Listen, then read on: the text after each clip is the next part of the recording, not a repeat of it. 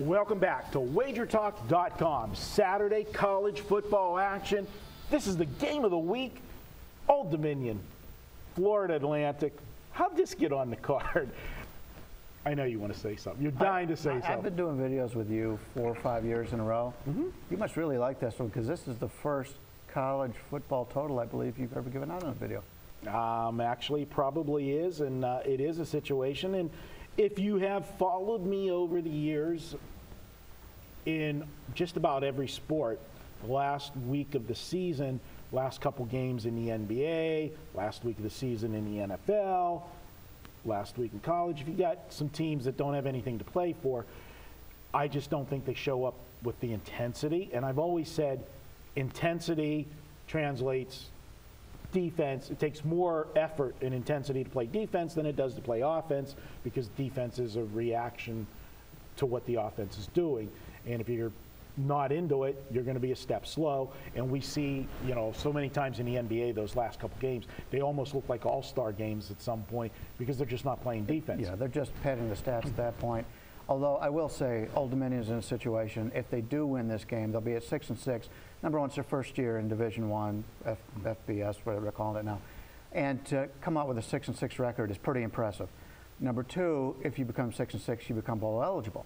Now, normally, when a team enters FBS for the first year, you're not able to be bowl eligible, but the conference has voted, and they are going to make them bowl eligible if they win this game.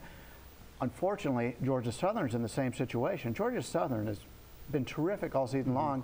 They're not going to go to a bowl, as far as I know at this point. They have not given the ability to go to a bowl because it is their first year. And so the sad part is you're going to see a lousy team out of the Big Ten or whatever in a bowl, a Northwestern in a bowl, let's say, and you're not going to see Georgia Southern, and that's an exception that needs to be. You better hope our buddy Art at the Tuesday meeting's not watching this video. You just took a stab at his team.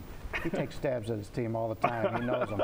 The situation, though, and I hear you, and I agree with that part of Old Dominion, but the flip side to that is Old Dominion had their game of the year last Saturday. They were playing the #1 team in the conference. It was their final home game, senior day, and not only did they beat the #1 team in the conference, they had to go to overtime to do it. We always look at these teams when they play an overtime game, and the next week how it affects them, and that was their game of the year.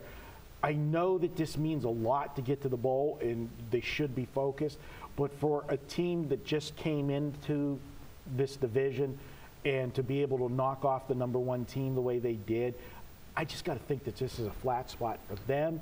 And when I say flat, I'm saying they're not going to come with the defensive intensity they had last week, because they had been horrid on defense this year, and they held Louisiana Tech in check last week.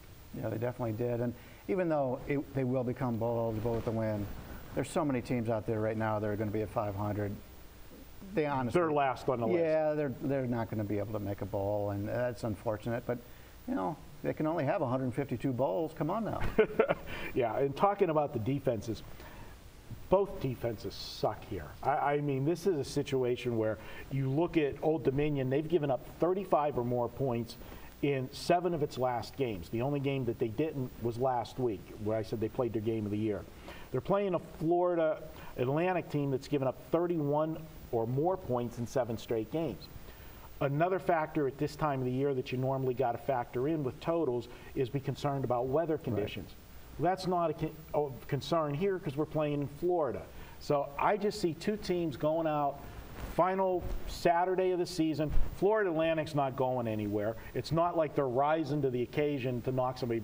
Are they going to get a big thrill out of denying Old Dominion, making it to the bowl? I just think there's going to be 2 teams out there having fun on Saturday, and I see points going up and down the field. And I got to admit, the Florida Atlantic quarterback I like.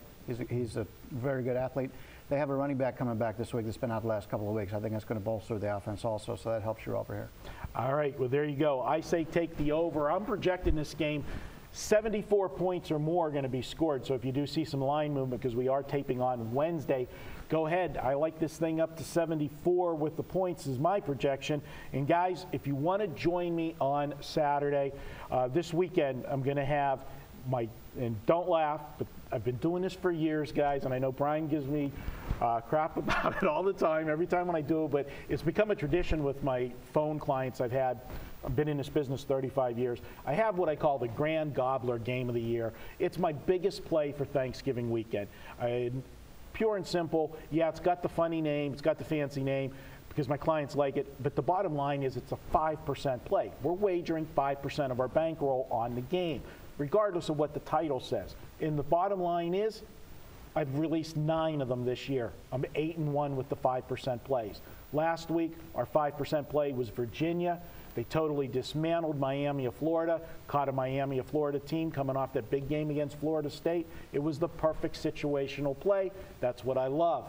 I've got another one of those this week.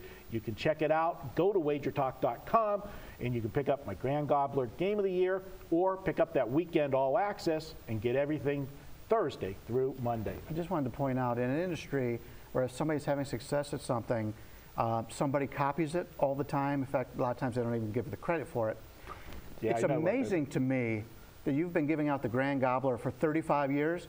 Not a single other handicapper that I know of has ever given out a Grand Gobbler Game of the Year. Yeah, well, I like to be unique. No, you definitely do. All right. He's Brian Leonard. I'm Marco D'Angelo. We're going to be back heading to the NFL.